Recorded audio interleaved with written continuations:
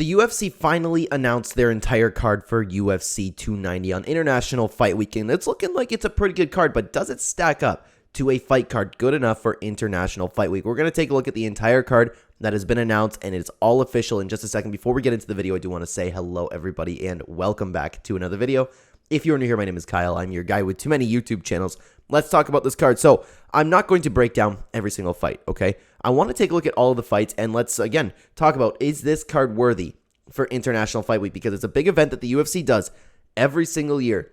And most years, it's been absolutely fantastic. So starting off with the main event, we already knew this fight. We have Alexander Volkanovski but defending his featherweight title against Yair Rodriguez. This is deserving of a main event. Alexander Volkanovski coming off of what should have been a win, and she should be the two-division champion right now, taking on Yair Rodriguez. This is an amazing fight. Now, I think Volkanovski is just going to stomp him. I'm going to, you know what, I'll give my, very, very slight predictions, okay, very quickly. I think Volkanovski should stomp Rodriguez, but if anybody can beat Volk in that division, it is Yair Rodriguez with his amazing kicks. Great main event. Love it.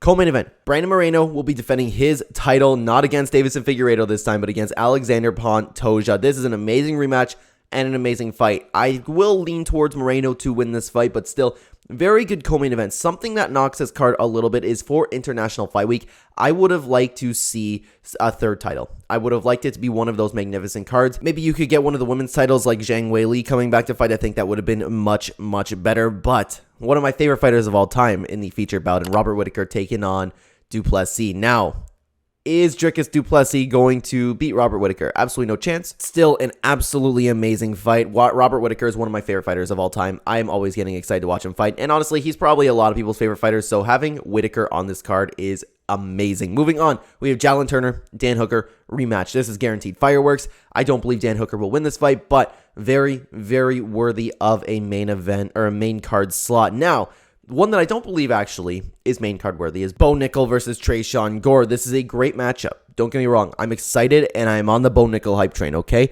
But it's still Bo Nickel wanting to be on the main card. You know what? If he's a star, he's a star. But I don't think he's right there yet. I think this is where the main card gets a little bit weak, but still, it's a very, very good matchup. I just think it's a prelim type fight. You know what I mean? Moving on, though. Let's move on to the prelims, okay?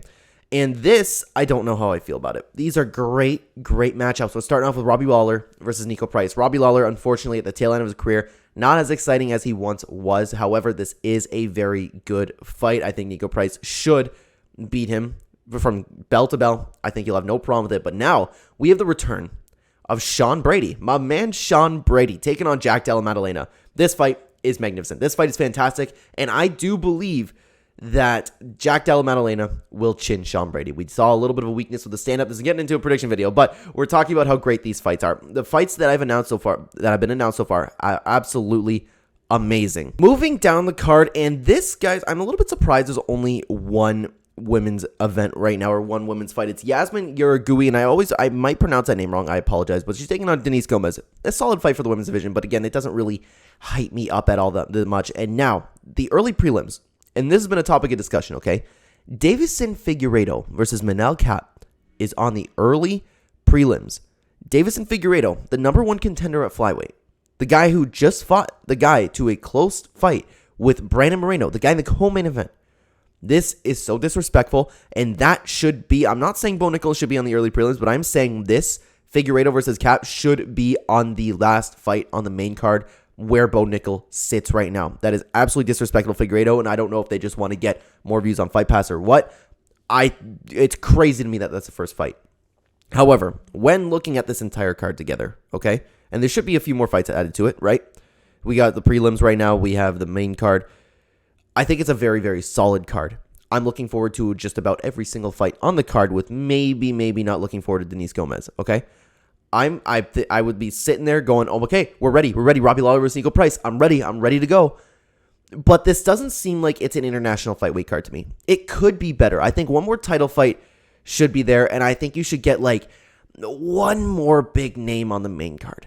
One more big game. Maybe if you want to talk maybe Alex Pereira's debut at light heavyweight. But even that's a little bit too early. I'm talking somebody to that extent. You know what I mean? That's what would fix a card. I'm trying to think off the top of my head here. Who else could you have? Tom Aspinall already got announced his return. I'm looking for one solid contender name. Maybe if Ian Gary made quick work this weekend, you could put him on the card. I think there's potential there, but this is like almost there for an International Fight Week card. Like, you know what I mean? I wish that it was just a little bit better. However, this card is significantly better than all the cards we've been seeing recently in the UFC. I'm still happy with it, don't get me wrong, but this is where I'll leave it up to you guys. Please let me know what you think about this entire card down below. Do you think this is worthy UFC 290 of International Fight Week? Let me know what you guys think down below, and thank you so much for watching this video. On the screen right now, you will see 2 fantastic Clenbat videos if you want to still watch the channel. Thank you so much for watching, guys. I will see you in the next one. Take care.